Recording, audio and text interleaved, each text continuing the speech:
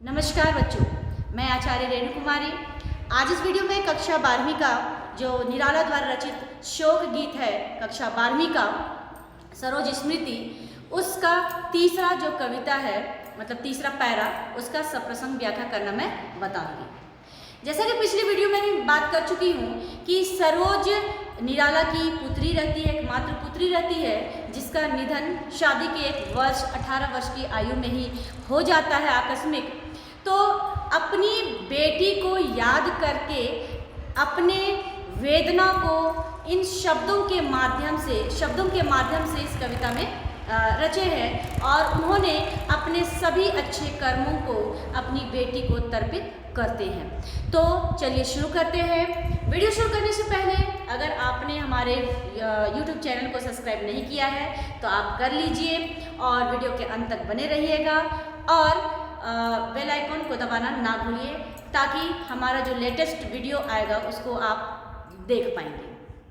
तो यहाँ पर सरोज स्मृति में जो तीसरा लाइन है, यहाँ पर निराला कवि जो है वो किस तरह से शादी तो हो गई, पिछले वीडियो में जो हमने बात की थी उसमें शादी हो गई, शादी को कैसी लग रही थी, किस तरह का सौंदर्य था, उसका वर्णन था। लेकिन आज हम लोग यहाँ पढ़ेंगे कि शादी के बाद, ठीक है, शादी हो जाने के बाद का वर्णन यहाँ पर सरोज का जब शादी हो जाती है तो उसके बाद का यहाँ पर वर्णन किए हैं कि शादी के बाद जो रस्म होता है वो सारे रस्म रिवाज मैंने माँ की जगह किया है, क्योंकि इनकी माँ का निधन बचपन में ही हो जाता है। तो इसीलिए कवि जो है अपनी बेटी को विदा एकदम बेटी को विदा जो करते हैं उसमें माँ जो पुष्प सैया सजाती है वो भी इनके पिता ही अपने हाथों से करते हैं।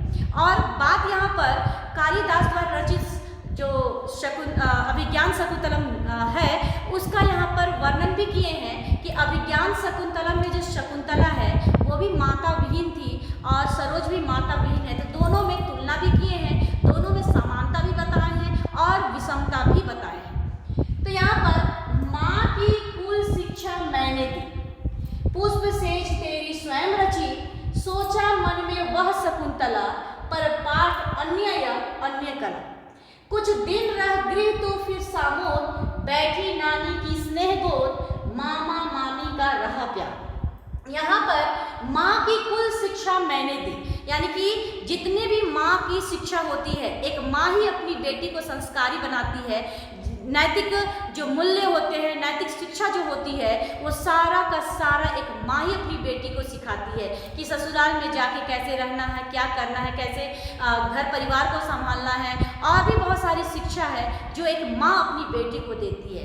क्योंकि यहाँ पर सरोज की माँ का निधन हो चुका है बचपन में ही, तो यहाँ पर जितने तरह की भी शिक्षा है जो एक माँ अपनी बेटी को शिक्षा देती है वो सारी शिक्षा देने का काम यहाँ पर कवि निराला ही कर रहे हैं। तो इसलिए यहाँ पर कहे हैं कि माँ की कुल शिक्षा, यानी कि जितने भी शिक्षा, टोटल जितना शिक्षा एक माँ अपनी बेटी को देती है वो सारी की सारी शिक्षा मैंने तुम्हें दी है, ऐसा कवि कह रहे हैं। पुष्प सेज तेरी स्वयं रची, यानी कि विदा करने के समय जो पुष्प सेज माँ के द्वारा सजाया जाता है वो पुष्प सेज भी मैंने ही, यानी कि कवि निराला ने ही अपनी बेटी के लिए सजाया है। यानी कि दो लाइन में हम कह सकते हैं कि माँ की जो शिक्षा है वो सारी शिक्षा कवि ने ही अपनी बेटी को दिया, और जो पुष्प सेज शादी के बाद, विवाह के बाद जो सजाई जाती है पुष्प सेज, वो पुष्प सेज का जो रस्म होता है वो भी कवि ने स्वयं किया है। सोचा मन में वह शकुंतला, अब यहाँ पर वो कवि सोचते हैं, मन में ये सोचते हैं कि वह शकुंतला, यहाँ पर कालिदास द्वारा रचित जो नाटक है अभिज्ञान शकुंतला, अभिज्ञान शकुंतला में यहाँ पर शकुंतला की याद आती है कि किस तरह से शकुंतला भी माता विहीन थी, ठीक है। तो यहाँ पर शकुंतला के विषय में याद करते हैं, यानी कि मन में ये सोचते हैं कि शकुंतला, वह शकुंतला, यानी कि शकुंतला भी माता विहीन थी, वो भी बिना माता के ही पली बढ़ी थी, उसके पिता ने उसको पाला था। पर पाठ अन्य या अन्य कला, लेकिन पिता ने तो उसको सारी शिक्षा दी, पिता ने उसको पाला, वो भी माता विहीन थी और शकुंतला भी माता विहीन थी, लेकिन दोनों में ये समानता है लेकिन विषमता भी है। विषमता ये है कि कि शकुंतला के जो पिता थे, कण्व ऋषि जो थे, उन्होंने अपनी बेटी को सारी शिक्षा दी और यहाँ तक कि विवाह के बाद पिता ही क्या करते, उसको विदा करते हैं। और माता विहीन थी, क्योंकि जो शकुंतला की माता थी वो शकुंतला की माता एक अप्सरा थी, जो पृथ्वी पर रहे उनका समय पूरा हो जाता है और शकुंतला जो है वो विश्वामित्र की पुत्री रहती है, मेनका और विश्वामित्र के जो ऋषि रहते हैं उनकी पुत्री रहती है। तो शकुंतला जो है अपनी पुत्री यानी कि शकुंतला को विश्वामित्र के हाथ में दे करके वो स्वर्गलोक चली जाती है, क्योंकि धरती लोक में उसका समय पूरा हो जाता है। तो विश्वामित्र को अपनी गलती का एहसास होता है कि हम इतने बड़े ऋषि होकर हमने ये क्या किया है, तो वो उस बच्ची को आश्रम में एक जंगल में छोड़ देते हैं, जहाँ कण्व ऋषि जो है उस बच्ची को पाते हैं और उनका नाम फिर शकुंतला रख के उनको अपने पिता का प्यार करते हैं। तो यहाँ पर शकुंतला को उसकी माँ जो है वो अपनी मर्जी से छोड़ के गई है, उनका देहांत नहीं हुआ है या उनका निधन नहीं हुआ है। ये अभिज्ञान शकुंतला में लिखा हुआ है कि शकुंतला भी माता विहीन थी और यहाँ पर सरोज भी माता विहीन है, लेकिन दोनों में अंतर ये है कि शकुंतला को उसकी माँ जो है अपनी मर्जी से छोड़ करके चली गई, लेकिन शकुंतला जो सरोज की माता है वो अपनी मर्जी से छोड़ के नहीं गई, बल्कि इस दुनिया को ही अलविदा कर दी, यानी कि उनका देहांत हो गया, निधन हो गया, जिस वजह से सरोज माता विहीन हुई। तो दोनों में अंतर भी है और समानता भी है। तो वही मन में सोचते हैं यहाँ पर कवि निराला कि शकुंतला भी माता विहीन थी और हमारी बेटी सरोज भी माता विहीन थी। शकुंतला के भी सारे फर्ज उसके पिता ने पूरा किया और जो सरोज है उसके भी सारे फर्ज, सारी शिक्षा उनके पिता ने ही पूरा किया, लेकिन दोनों में विषमता ये है कि शकुंतला की माँ अपनी मर्जी से अपनी बेटी को छोड़ के गई थी, लेकिन जो सरोज है उसकी सरोज की माँ अपनी मर्जी से छोड़ के नहीं गई थी, बल्कि उनका आकस्मिक निधन हो गया था, जिस कारण से सरोज माता विहीन हुई थी। तो ये दो अंतर यहाँ पर है, अंतर भी है और समानता भी है। तो ये दो लाइन जो है बहुत इंपॉर्टेंट है, क्योंकि यहाँ पर सप्रश्न व्याख्या पूछता है। ठीक है, तो शकुंतला और सरोज दोनों का तुलना भी हुआ है और दोनों में समानता भी बताई गई है और विषमता भी बताई गई है। आगे देखते हैं, कुछ दिन रह गृह तो फिर सामोद, यानी कि जब विवाह हो गया, विवाह होने के बाद कुछ दिन तू अपने ससुराल में रही, उसके बाद अपने घर में रही, उसके बाद फिर तू बड़े ही प्यार से अपने बैठी नानी की स्नेह बोध, फिर तुम अपने ननिहाल चली आई, यानी कि शादी के कुछ समय तक अपने घर में रही, अपने घर को देखी, लेकिन शादी के कुछ दिन के बाद ही खुशी खुशी स्नेह से प्रसन्नतापूर्वक अपनी नानी की गोद में आके बैठ गई, यानी कि अपने ननिहाल में आकर रहने लगी। मामा मामी का रहा प्यार, यहाँ पर कहते हैं कि जब तो ननिहाल आई, अपने घर को छोड़ करके जब नाना नानी के यहाँ आई, मामा के घर आई, तो मामा मामी का रहा प्यार, यानी कि मामा मामी जो है तुम्हें बहुत प्यार करते थे, तुम्हारा ख्याल रखते थे और तुम पर बहुत प्यार लुटाते थे, ऐसा कवि कहते हैं। भर जलद धरा भर ज्यों अपार, तो मामा मामी का जो प्यार है उसको यहाँ पर जलद यानी कि बादल से तुलना किया गया है। जिस प्रकार से गर्मी के दिनों में बादल सारे पानी को, जितने भी नदी तालाब है कुएं हैं, सारे पानी को सोख करके बादल में एकत्रित होता है और फिर पूरी पृथ्वी पर, है ना, पूरी पृथ्वी पर वो जल से वर्षा करती है, पूरी पृथ्वी को तृप्त करती है।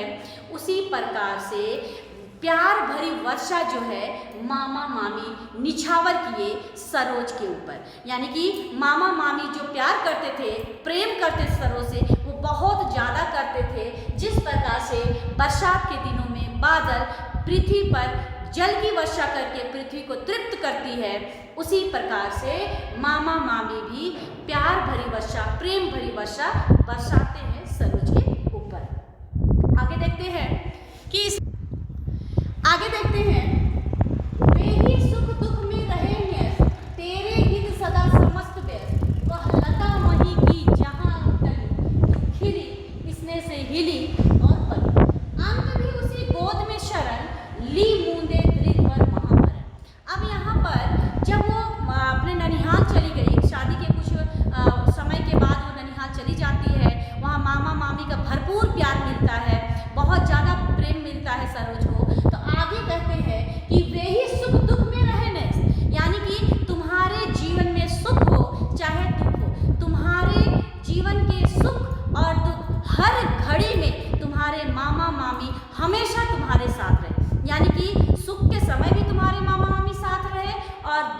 समय भी तुम्हारे साथ रहे, तुम्हारे साथ खड़े रहे तुम्हारे मामा मामी। तेरे हित सदा समस्त व्यस्त, यानी कि तुम्हारे मामा मामी हमेशा तुम्हारे कल्याण के बारे में ही सोचते थे, तुम्हारे कल्याण के लिए ही हमेशा वो व्यस्त रहते थे। कहने का अर्थ है कि सरोज के हर सुख में या दुख में वो साथ रहे, उनके साथ खड़े रहे और हमेशा उनके कल्याण के विषय में सोचते थे, उनके हित के बारे में सोचते थे। सदा हमेशा से उसके मामा मामी सरोज का कल्याण कैसे हो, उसका भला कैसे हो, उनके भलाई के विषय में ही हमेशा सोचते रहते थे। वह लता वहीं की जहाँ कली, अब यहाँ पर वह लता वहीं की, ये लता यहाँ पर उसकी माँ के लिए आया है, यानी कि सरोज की माँ के लिए आया है।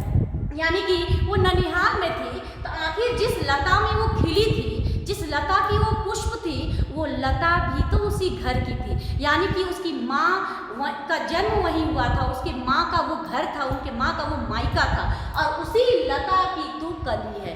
यानी कि जिस लता का वो घर है, जिस लता की बात यहाँ पर हो रही है, यानी कि उसी माँ की तू बेटी है। इसीलिए कहा गया है कि तुम्हारी माँ जिस घर में जन्म ली, जहाँ पली बड़ी हुई, और उसी घर में तू भी एक कली के रूप में, उसी लता में कली के रूप में क्या करती हो, खिलती हो। तू खिली यानी कि एक कली बनी और उस कली में तू खिली, यानी कि तू धीरे धीरे क्या हो गई, बड़ी होते गई। स्नेह से हिली पली और प्रेम से प्यार से तुम्हारा पालन पोषण उस घर में हुआ। जिस प्यार से उसकी माँ का पालन पोषण हुआ था उस घर में, वो कली थी, बड़ी हुई, फिर विवाह हुआ, तो उसी प्रकार से तुम भी उसी घर में बड़े ही प्यार से, बड़े ही नाजुक से आपके मामा मामी आपको पाले पोसे और आप बड़े हुए। अंत भी उसी गोद में शरण, ली मुंडे त्रिवर महामरण।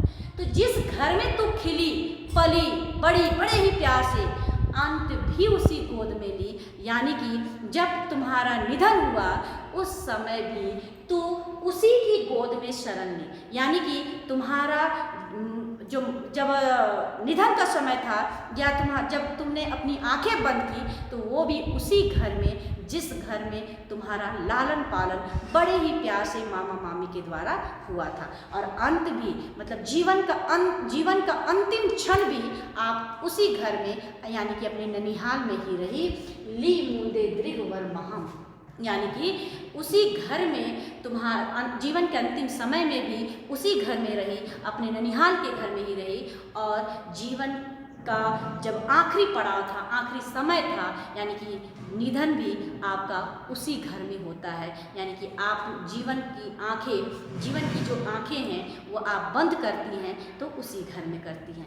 यानी कि यहाँ बहुत बड़ी बात यहाँ पर कवि कहते हैं कि जिस घर में तुम्हारा लालन पालन बड़े ही प्यार से हुआ, बहुत ही नाजुक तरीके से तुम्हारा वहाँ पर बड़ा किया गया, पाला गया, पोसा गया, आपका विवाह के बाद भी आप वहाँ रही, लेकिन आपका किस्मत का ही दोष कहे कि आप जिस घर में पली बड़ी उसी घर में अंतिम सांस ली और अंतिम बार उस घर में आपने देखा और अपनी आंखें बंद कर ली। तो यानी कि मौत भी आपके ननिहाल में ही होता है। तो ये इस तरह से कवि की जो बेटी है सरोज, उनका निधन उनके ननिहाल में ही हो जाता है और ये उनकी मौत जो होती है बेटी की, वो शादी के 1 वर्ष के अंदर ही हो जाती है। आकस्मिक निधन हो जाता है और वो लंबे समय से बीमार चलती है, तो उनका उसी बीमारी की वजह से उनकी मौत हो जाती है।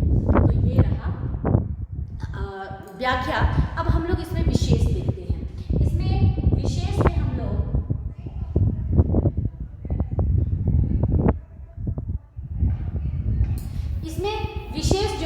विशेष में हम देखेंगे कि कहाँ कहाँ पर कौन सा अलंकार का प्रयोग हुआ है, समास कहाँ प्रयोग हुआ है, भाषा इसकी क्या है, ये हम लोग यहाँ पर देखेंगे। ठीक है, तो शुरू से देखते हैं हम लोग यहाँ पर। माँ की कुल शिक्षा मैंने दी, पुष्प से तेरी स्वयं सोची मन में। यहाँ पर मामा मामी जो है, यहाँ पर द्वंद्व समास है क्योंकि मामा और मामी एक दूसरे का ऑपोजिट वर्ड बता रहा है, इसलिए यहाँ पर होगा। फिर है हर जगत धरा को जीवा पार। यहाँ पर आपका अलंकार जो होगा वो उत्प्रेक्षा